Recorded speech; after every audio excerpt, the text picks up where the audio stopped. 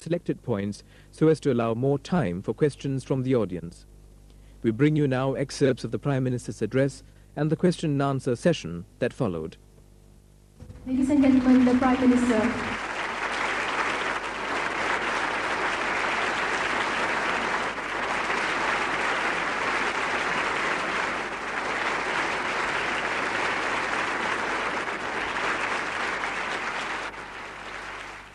Mr. Chairman, ladies and gentlemen,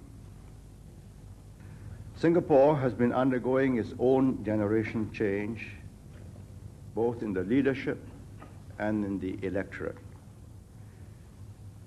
The changes in the international environment will accentuate the changes which were already in motion in Singapore. The younger generation, like you, have not experienced the last war or the Japanese occupation. And an even younger generation does not know of the communist insurgency and subversion or of the communal riots which preceded our separation from Malaysia.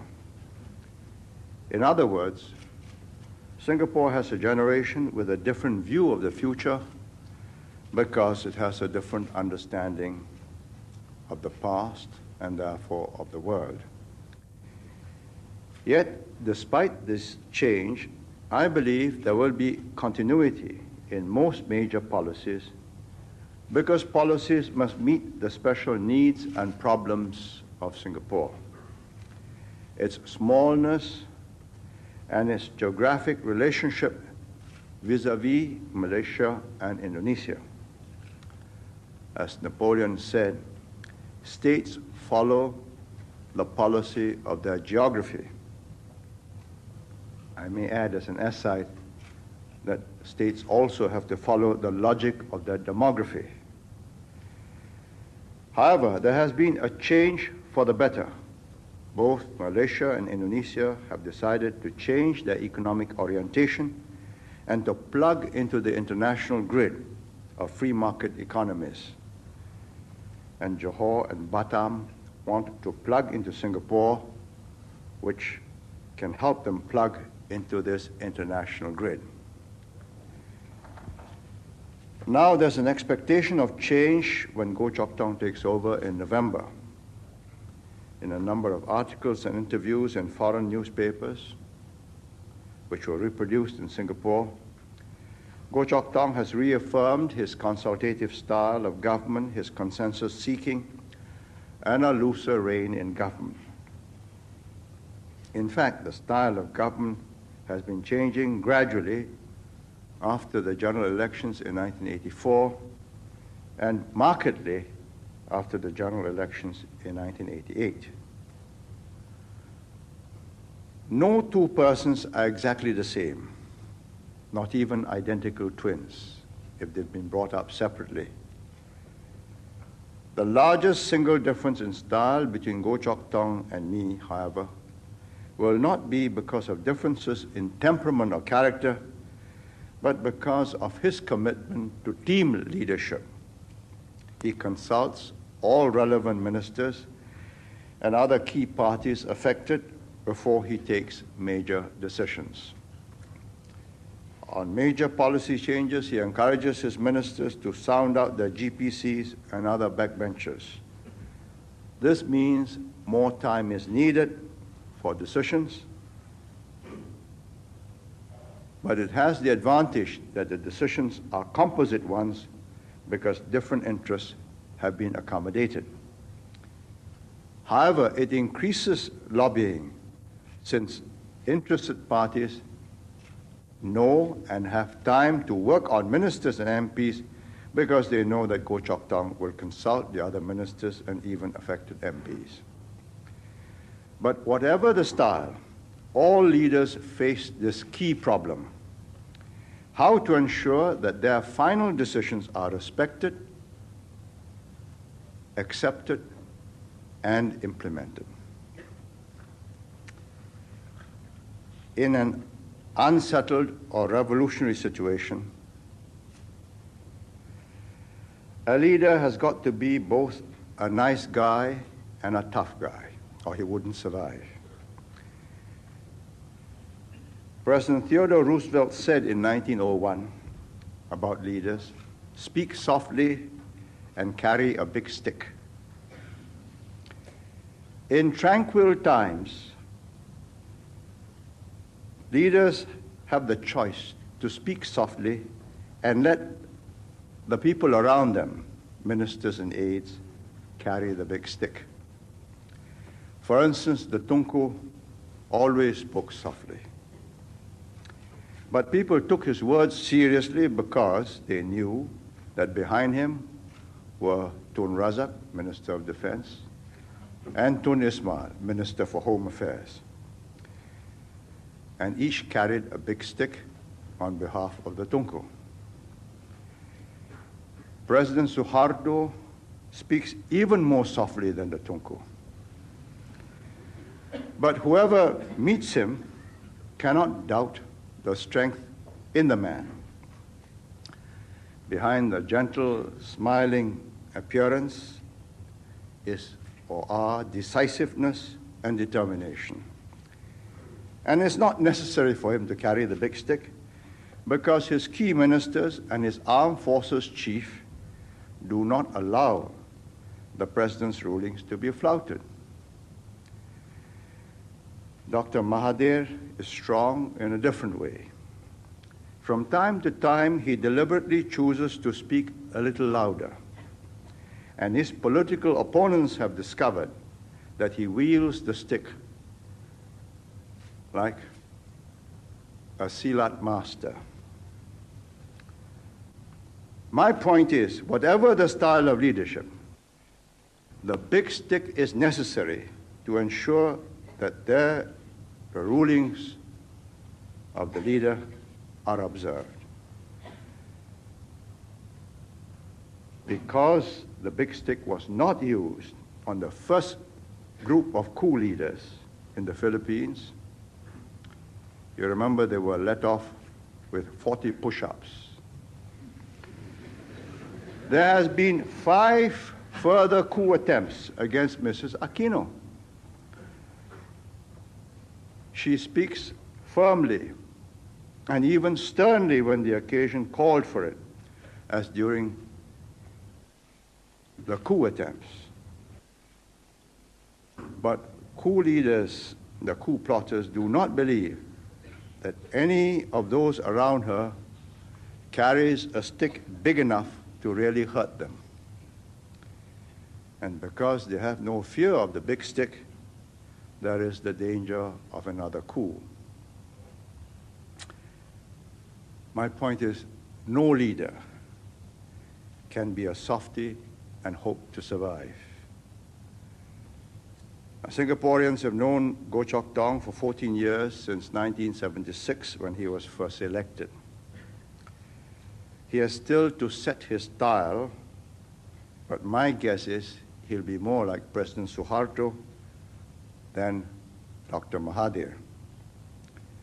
He may speak softly, but I think he's no softie. Otherwise, he would not have been defense minister for more than 8 years, and nobody doubts that MINDEF is a tightly run outfit.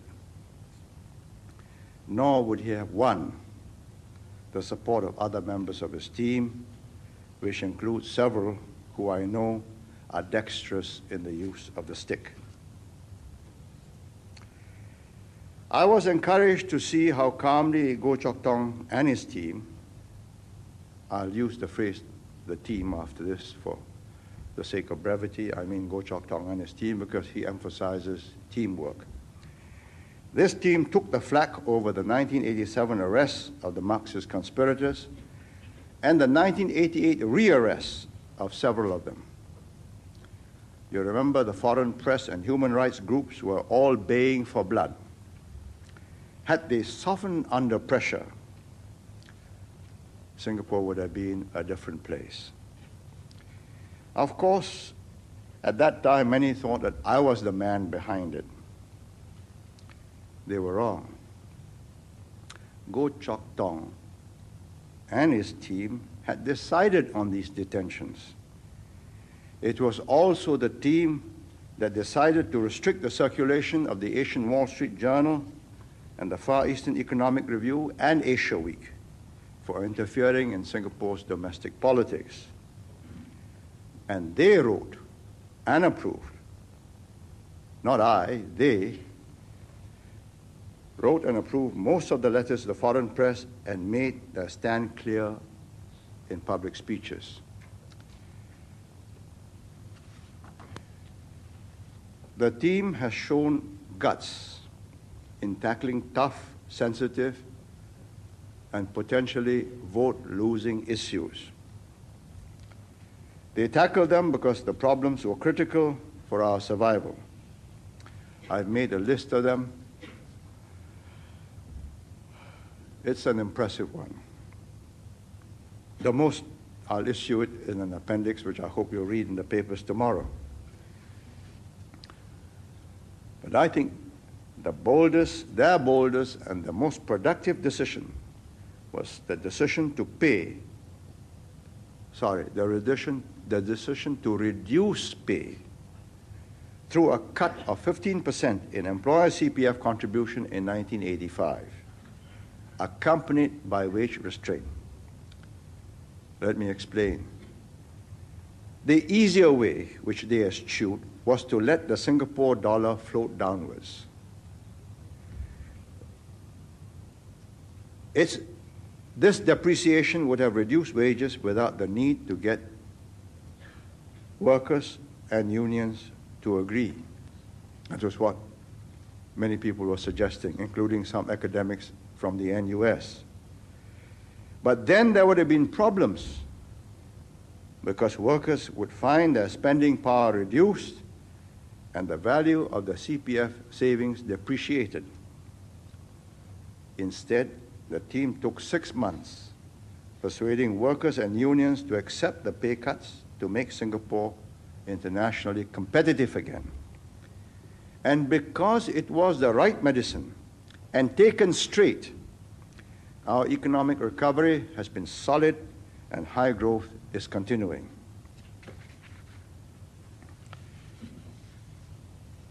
No government implements tough policies for the sake of being tough, not even me. But a government that flinches from tough decisions when the issues are crucial has abdicated its responsibilities and will leave the country in trouble. Many of the policies the team adopted, though initially unpopular, have yielded results and have gained them respect and support. Popular government does not mean a government must be popular in all acts of government. It means that at the end of its term, its policy should have worked well enough to make it possible for it to be popularly re-elected. There are 3 3/4 years before the next elections are due. Again, let me explain. The present Parliament ends 5 years from its first meeting on the 9th of January 1990, not from the last polling day, but from the first meeting of Parliament called after elections. That was 9th of January 1990. It ends on the 9th of January 1994, and elections have to be held within 3 months, which means 9th of April 1994. In these 3 1/4 years, there will be changes in style and changes in pace of government. But I believe there will be continuity in major policies because the underlying factors have not changed. Our basic strengths and our basic weaknesses have not changed. Thank you.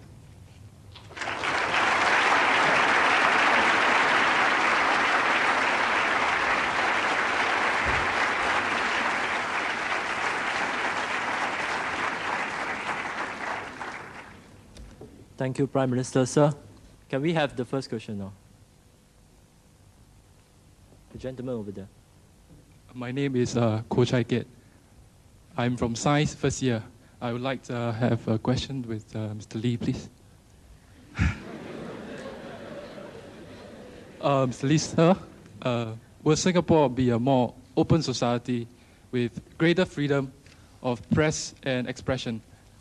And will the oppositions be encouraged to develop? I thank you. I think you have already seen Goh Chok Tong's team's style. As I've said, since 1984, they have really been the prime motivators. And since 1988, after the elections, they have been in charge, and I've been just overseeing what's been going on. It's likely to be much freer and easier in this sense that there is now a more educated, broad-based middle class. Second, it's more articulate, it's more knowledgeable, it can express its views, and is prepared now for maybe 2 years to sign its name, to stand up and be counted. That's a very important facet of any democratic society. You don't hide behind somebody. You stand up, you state your view, you are counted for it. The Asian culture, particularly the Chinese, is always to wait for somebody to say it, and if anything goes wrong, pretend that you've never agreed with it. That's not possible. If you demand the right to have a say on the decision, you must accept the responsibility of being wrong and being blamed for it. That's what I'm here for. If I'm wrong, I carry the can. So I see a gradual evolving of a more consultative, more discursive, more argumentative society. Helping this trend is the demolition or the bankruptcy of the communist problem. Up till December last year, when the Malayan Communist parties signed an agreement with the Thais and the Malaysians to destroy their arms, subversion and insurrection has always been an aching problem, because we know that in our midst are assassination squads and underground agents. I'm not saying they're going to disappear because they say they've burned their arms, but what I'm saying is they have now acknowledged that it's a failure. Worse for them, it's been demolished worldwide. So a great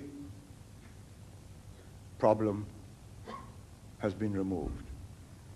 But of course, there are certain areas where you venture cautiously. It doesn't mean that we've become a homogeneous society. There are still so many Chinese, Indians, Malays, Eurasians, Pakistanis, and others. People don't like to be called others, but it's a blanket phrase. And they are touchy and sensitive and take offense when points are made inelegantly or untactfully. So the press has to understand this, and they do. The Chinese press is very careful about what offends the Chinese. The Malay press is careful about what offends the Malays. I see the editor of Berita Harian here, and I wanted to ask him why he, when I was reading Goh Chok Tong's speech the other day in Berita, I found large chunks of it missing. Because he felt, I'm sure, that it's better left unsaid. Goh Chok Tong says, stand tall. So he said, stand tall. But he then said how they must stand tall. And that was left unsaid. No, but that was the gist of the message. It was in the English press, it was in the Chinese press, but it became too sensitive for the Malay press. So I'm afraid there are certain areas that we still have to tread gently and carefully. We are not a homogeneous society and not likely to be one for a very long time.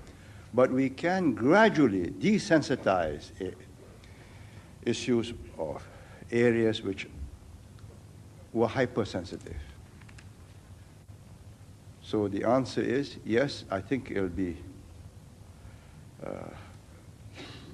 much more flexible, much looser, but at the same time, I don't see basic issues having changed. This has always to be a tighter ship. My name is James Gomez from Arts and Social Sciences, Year 3. I would like to direct the following question to the Prime Minister, Mr. Lee Kuan Yew. Sir, with increasing stability in Singapore and easing of world tension, do you foresee the disposal of the Internal Security Act, which empowers the government to detain people without trial? Thank you. I see the need to use this Internal Security Act radically reduced because of the communist collapse. I don't think it is likely that they can win new converts or make subversion the same threat. When the myth of invincibility, that history was on their side, they are the wave of the future, they can generate a certain enthusiasm, the urge to bring about spectacular changes in society rapidly, and suck in the idealists, as they did in my generation, and they did in the generations in the 1950s, 60s, and 70s. I think the 80s, they started wobbling, and in the 90s, I believe it's almost impossible. You can get anarchists, you can get Trotskyites, you're not going to get hardline, disciplined communists. But that's not the end of our troubles. You're going to have extremists of various sorts, and we give up these powers at our peril. You know, we arrested 4 mystic types who were collecting weapons of all sorts in preparation for a bloodbath. This was about a year and a half ago, 2 years ago. I can't remember the name of them. They weren't the Silat group. What was the group called? Can you remember? It included 1 police officer.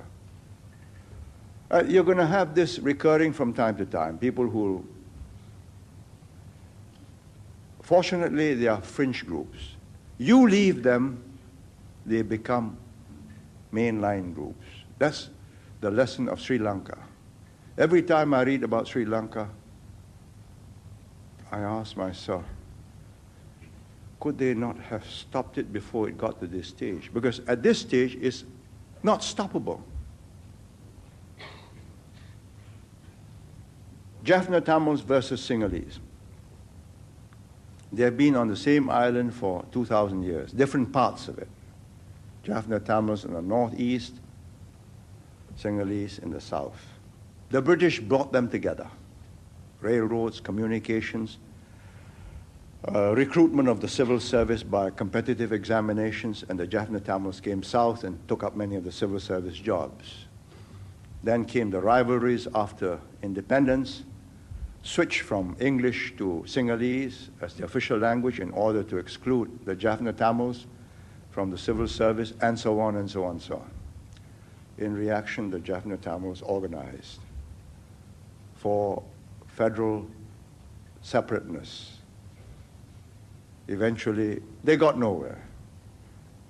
Finally, they went for Tamil Eelam, which means independent state. And the Tigers and all the rest of it. If, right from the word go, the government had been committed to maintaining a plural society, and any group that advocates separateness had been dealt with, they would have dealt with fractions of society. Detain them 1 year, 2 years, 3 years. Cut off their influence, isolate them, debunk them, release them. It would never have come to this. Now, it cannot be reversed. There's so much passion and hatred. You're going to have Sri Lankan maids for the next 30, 40, 50 years. Well, what else is there to do? You're not going to have economic development. You're not going to have investments. And I suggest to you that we would be foolish to believe that we have become a nation. We are just on the way to becoming something resembling a community. You therefore need these powers to stifle destructive groups before they gain too much influence and power, before they've aroused so much emotions that they become mainstream groups. But it's left to the younger generation, because if all of you think so and you influence the younger generation of workers, eventually they will elect a government that says, right, let's abandon it. Then I say good luck to you. Thank you, sir. Next question. Good afternoon, Mr. Chairman. My name is Joanna. I'm from Arts and Social Science, Year 3. I would like to direct this question to the Prime Minister. Will the future governments of Singapore opt for more popular policies to gain popularity with the people of Singapore? Thank you. I think all governments want to be popular with their electorate. That's part of the business of staying in government, of winning and winning the next time. What becomes troublesome is if you are influenced only by the popularity of issues of the moment and you govern by it, then you leave the country with no coherent policy. If you keep on taking straw polls and you say, right, what is it they want? This is the majority, and you go along with it, then you can coast along, but in the end, what the people want often is an incoherent and sometimes contradictory group of desires. Let me explain. And this is one of the problems Mrs. Thatcher faces. They have taken polls. You know, Mrs. Thatcher wants a more dynamic economy, which means a more dynamic workforce, more entrepreneurs, more keen workers, more productivity consciousness, all the things which we've been advocating. Therefore, she's a great friend of Singapore. That's a fact. I mean, she has been unrestrained in her commendation of what we've been doing because she's been trying to do the same. But the difference between the British society which she inherited and Singapore, which I inherited, were profound. I inherited an open society, no formed views, and we shaped those views. We molded the biases towards merit, towards excellence, towards competitiveness, towards high performance. She inherited a society that was riddled with class hatred and divisions. It's the product of over 200 years of empire, the rulers and those who were ruled. The difference is profound. It's in their upbringing, in their accents, in their dress styles, in their manners and mannerisms. The way you eat with a fork and spoon will show you to be either of the upper class or the lower class.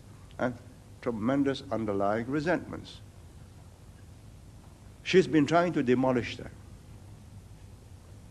But because of this guilt complex of the upper classes, after the war they promised them equality. cradle to grave. Everybody will be looked after. So now they have a health service which is ruinous. Doesn't work. You queue up to have a hip operation for 3, 4, 5 years. Why? Because it's for free. The best doctors have migrated to America, and they used to get doctors from India and Pakistan to make up the numbers in the hospitals, national health hospitals. So the logical answer is more private hospitals where good doctors can charge what they like, what the market will bear. And that's strongly opposed. And when they take straw polls, they discover it's opposed by the majority, including those who could pay for it. See, there's a contradiction. So the public itself wants things which are contradictory because they haven't figured it out. Nobody has said, look, if you want this, this has got to be given up. In other words, to put it simply, if you want a society which is that compassionate, where everybody is entitled to the same medical treatment and the same social benefits when they are unemployed, and so that nobody needs to be in want, then you are not going to have a competitive society, which means you won't have a productive economy.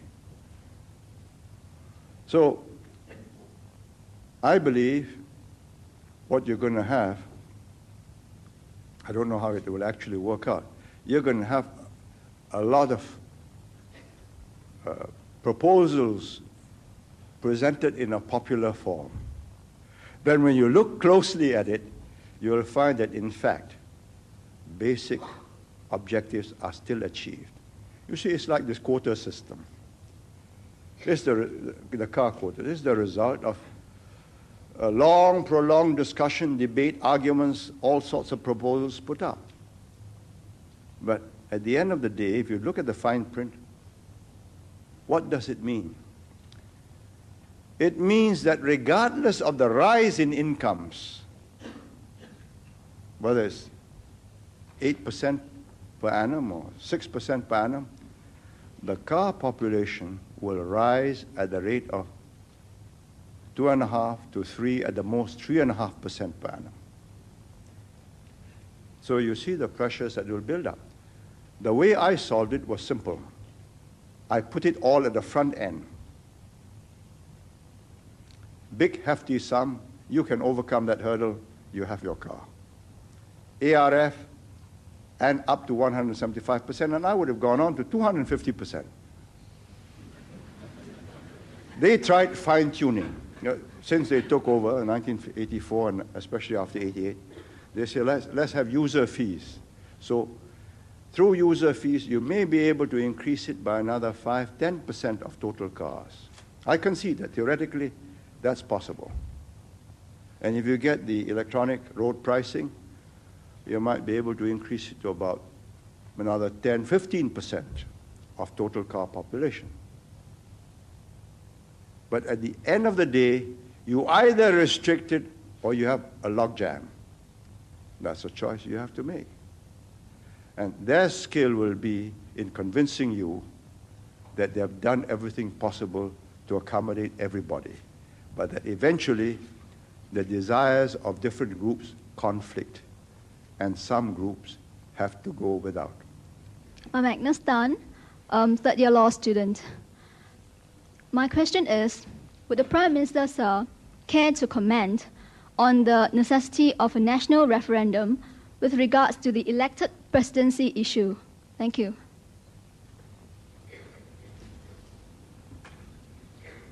It's not an issue. Our straw polls show clearly an overwhelming majority in favor of it. In the last elections, because there was a paucity of issues, they made this into a minor one. The idea being that I was going to give up, therefore I must retain power via an elected presidency. I countered that by saying, forget it. I do not think a national referendum will do any good. You don't govern by referendums. Ask yourself, do you think you will get successive generations of government as determined to create and accumulate wealth and assets in order that you can overcome long periods of recession or depression all the time? Or do you think at some stage, because you have a new generation of voters and leaders, the temptation will be, let's spend it? Now, I give you an illustration. All those of my generation, the old guards, all over 50, most over 60, have asked me, this is overdoing it, isn't it? One whole year of anniversary celebration starting from New Year's Eve.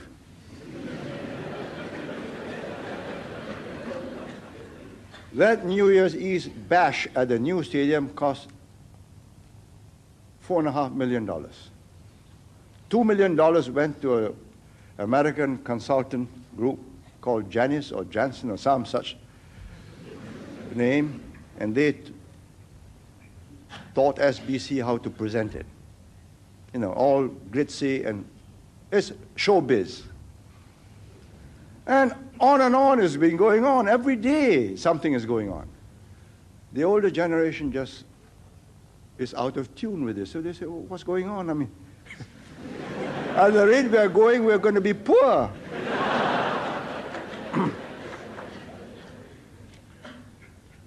So I tell them, look, that's okay. This is the new team, and they are younger people.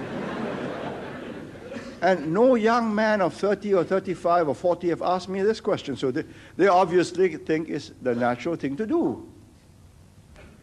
So that in itself is an indication of the willingness to spend. I think better have two keys. The president is likely to be an older person. By the nature of the job and the qualifications that he must have, he must either have been a minister or been a chief executive of a company which is on the stock exchange. So he has been in charge of a budget. In other words, he has a different cast of mind, and he will say, look, I don't think this is wise. If you want to do that, raise the tax.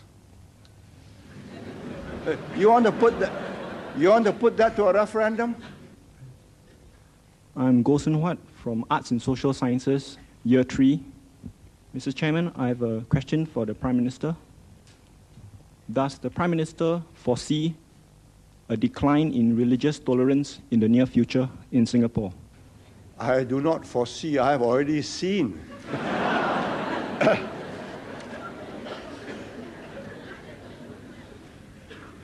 I start off with 1950.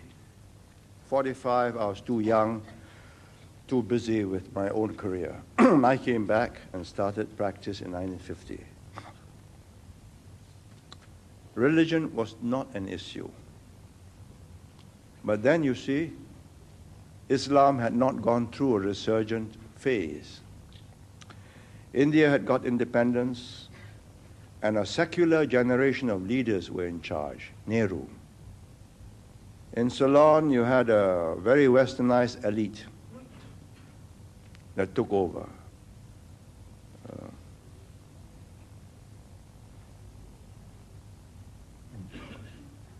Buddhist nominally, but very accommodating of other religions. And that was the mood throughout the world, and Singapore and Malaysia was part of that milieu. The climate has turned harsher. If you read Mark Tully on his book on India, he's the BBC correspondent in India, he points to Mrs. Indira Gandhi as the person who made India more Hindu. Because according to him, she was faced with a different situation, and she decided to rally the North, which was Hindu, by appealing to the Hinduness. Meanwhile, of course, Islam had gone through a resurgent phase. But now it has a political tinge to it. It's a riot about power, about the way the Hindus were governing India at the expense of what Muslims claim to be their rights. I did not expect this to affect Singapore, but it has. A resurgent Islam is a fact of life. A resurgent Christian group going out proselytizing, evangelizing, was totally unexpected. We had always taken a free and liberal attitude. And we assume that people will be sensible and live and let live. But you have this evangelist man called Seward, Nick Seward, some redemption church. What does he call himself? Seward. He says, go out and convert the Muslims. You are entitled to do so by the Constitution. Well, that's not very helpful, is it? It's reached a point where finally the Buddhists came to see me and said, would I open their conference? Because they also feel, what's happening? I thought we were going to live and let live. If this is what is going to happen, I'm going to assert my rights. So I accepted. And he gave me beads and so on. Well, I accepted it. Because nominally I'm a Buddhist. Now, that is the secret of tolerance. That you have a generation in charge, like me, by and large, secular in our approach, definitely in how to govern a country, and only too ready to concede the spiritual to personal beliefs, to whichever religion or religious group can convince you, provided the two are kept separate. That the religion contests your right to believe in certain values, but not to the extent that you push a government into implementing those values at the expense of other groups. Muslims tell me that's not possible. Islam is a total, all-embracing philosophy. The charismatic Christians tell me the same. And if this goes on, we're going to have unpleasantness. Friction there already is, clashes are coming. And my simple position is, let's stop it before it's too late. It's all silly. However hard the Christians can try, they are not going to make Singapore a Christian society. It's just not possible. They have tried in China, it failed. There's something about ancient civilizations, both India and China, the Christians did not convert. They converted segments. You may say it's superstition, that Kuan Yin or Ta Per Kung are all superstitions. You may say Ganesh, with his blue face and mighty arms, is again superstition. But it's given succor, comfort, relief to successive generations for thousands of years. Who are you to say that your Bible is not superstition? They have converted whole island communities like Fiji. All the native Fijians have become Christians, but not the Indians in Fiji. So I tell these Christian groups, let's have a sense of proportion. Let's live and let live. You're not going to change the world.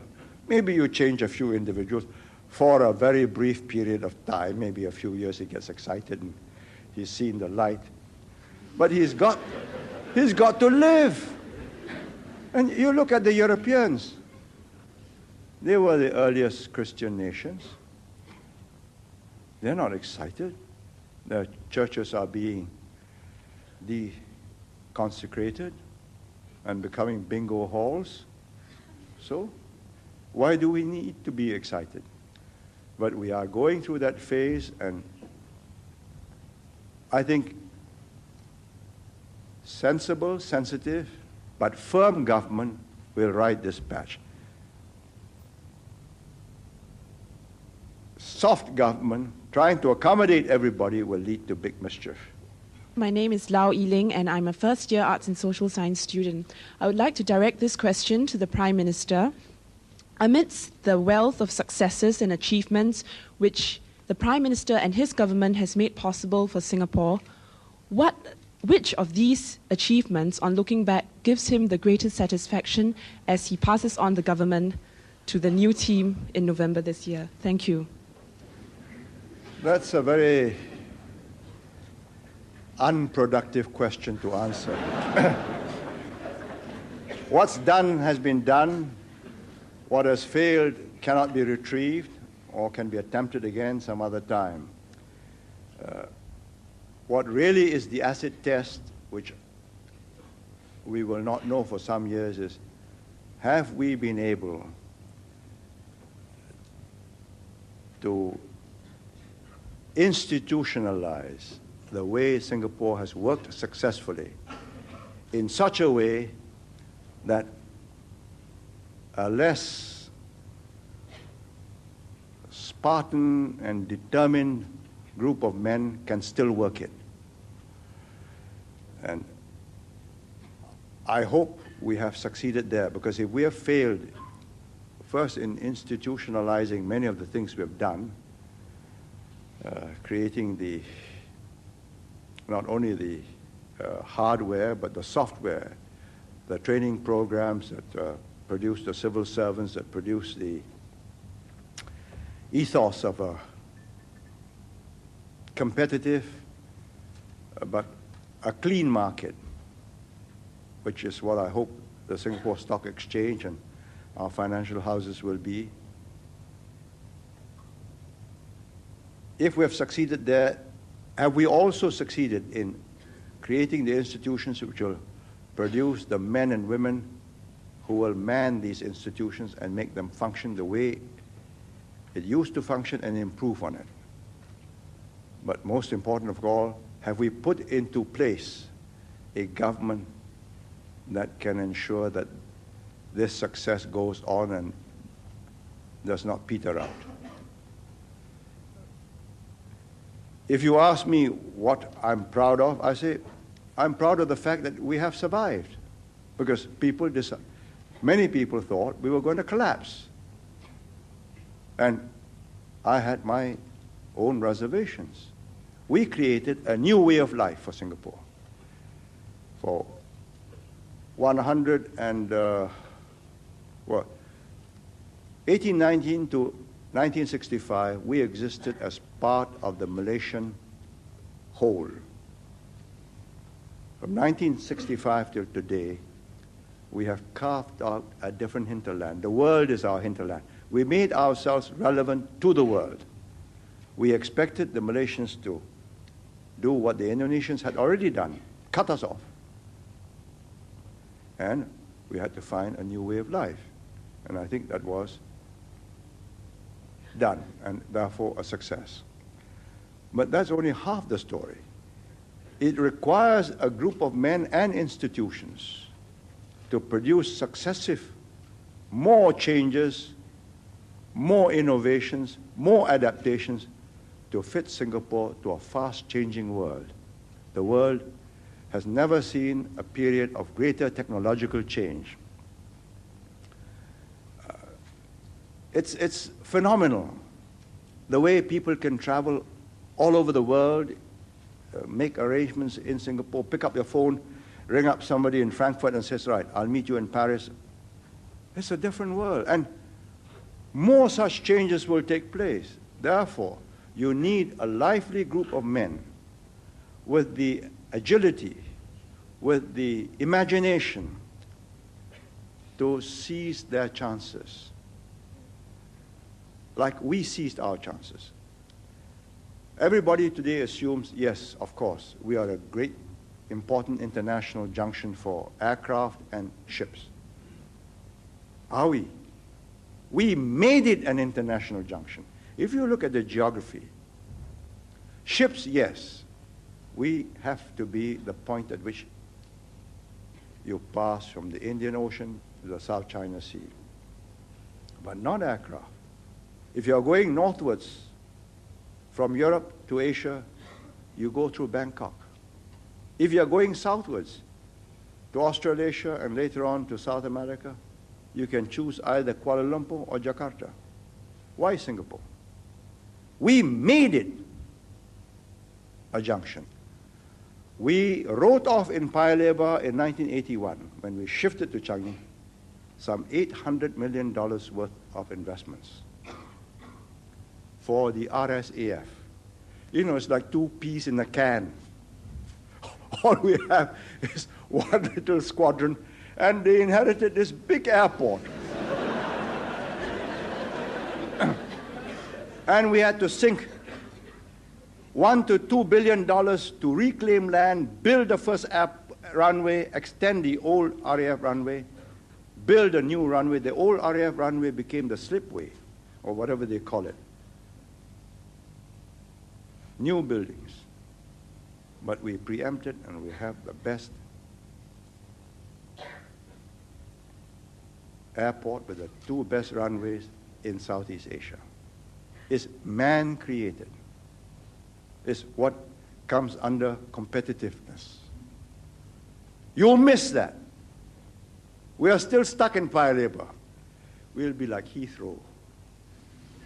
You're done for. Others will pass you by. So, if you ask me, I say the biggest single problem is not the past. That's all done. Have you got men with the vision, the imagination, the powers of analysis, and what finally all adds up to helicopter quality? Can you see the broad picture? See where you are, then zoom in and say, that's my niche. That's where it's going to pay for me.